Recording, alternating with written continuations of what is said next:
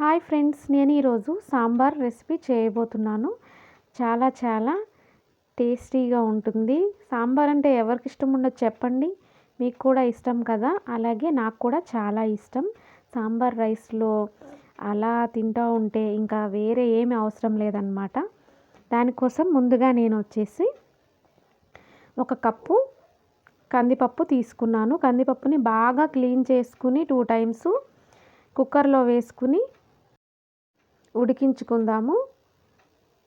అలాగే కొంచెం చింతపండు తీసుకుని వాటర్లో వేసుకుని నానబెట్టుకున్నాను.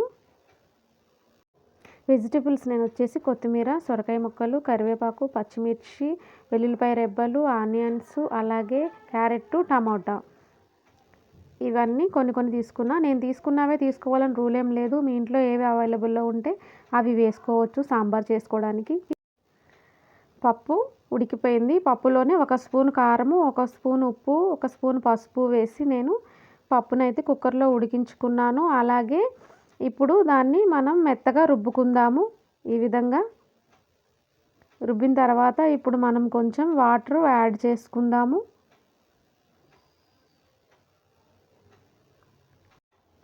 ఇప్పుడు మనం చింతపండు పులుసు యాడ్ చేసుకుందాము.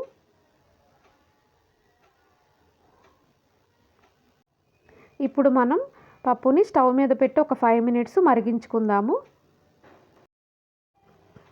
మన పప్పు మరిగిపోయింది చూసారా. ఇలా పొంగొచ్చే వరకు మరిగించుకోవాలి. తర్వాత ఇప్పుడు మనం పోపు వేసుకుందాము. దానికోసం ఒక బాండీ పెట్టుకుని ఆయిల్ వేసుకుందాము. అలాగే దానిలో శనగపప్పు వేసుకుందాము 1 స్పూను. అలాగే 1 స్పూన్ ఆవాలు వేసుకుందాము.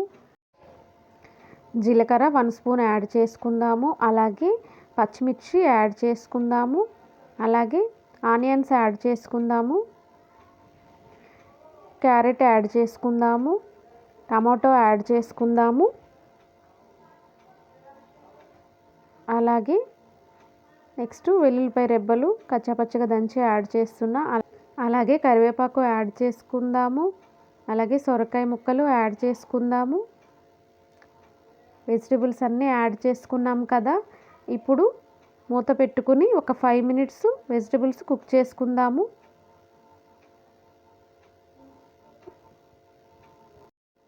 ఫైవ్ మినిట్స్ తర్వాత మూత తీసుకుని చూసుకుందాము. మన వెజిటబుల్స్ అన్నీ కుక్ అయిపోయినాయి కదా. ఇప్పుడు మనం 2 స్పూన్ సాల్ట్ యాడ్ చేసుకుందాము. అలాగే 1/2 స్పూన్ కారం యాడ్ చేసుకుందాము. ఇవి వెజిటబుల్స్ వరకే నేను ఈ విధంగా యాడ్ చేస్తున్నాను. ఆల్రెడీ పప్పులో ముందే ఉప్పు కారం యాడ్ చేసుకుని ఉడికించుకున్నాను. ఇప్పుడు మనం పప్పుని వేసుకుందాము. ఈ విధంగా వేసుకున్న తర్వాత సాంబార్ మసాలా పౌడరు 2.5 స్పూన్ వేసుకుందాము. ఇక్కడ నేను MTR సాంబార్ పౌడరు వేసుకుంటున్నాను. మీరైతే మీకు ఏది అవైలబుల్లో ఉంటే ఆ పౌడర్ యూస్ చేసుకోండి. ఇంకా ఇప్పుడు మనం చిన్న బెల్లం ముక్క యాడ్ చేసుకుందాము. ఈ బెల్లం వేయటం వల్ల కూడా టేస్ట్ చాలా ఇంక్రీజ్ అవుతుంది. ఎప్పుడైనా మనం సాంబార్ చేసినప్పుడు అది ఎంత ఎక్కువసేపు మరిగించుకుంటే దాని టేస్ట్ అంత ఇంక్రీజ్ అవుతుంది. కాబట్టి ఎక్కువసేపు మరిగించుకోవాలి. ఇప్పుడు మనం ఒక మూత పెట్టుకుని ఒక 5 మినిట్స్ వరకు మరిగించుకుందాము. 5 మినిట్స్ తర్వాత మనం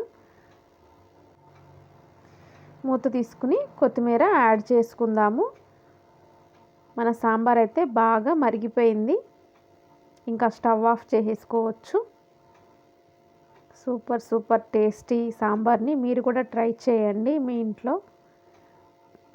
మన సాంబార్ రెసిపీ రెడీ అయిపోయింది ఫ్రెండ్స్. మీరు కూడా ట్రై చేసి ఎలా వచ్చిందో కామెంట్ చేయండి. అలాగే నా వీడియో కనుక మీకు నచ్చితే లైక్ చేయండి, షేర్ చేయండి, నా ఛానల్ని సబ్స్క్రైబ్ చేయండి. బాయ్.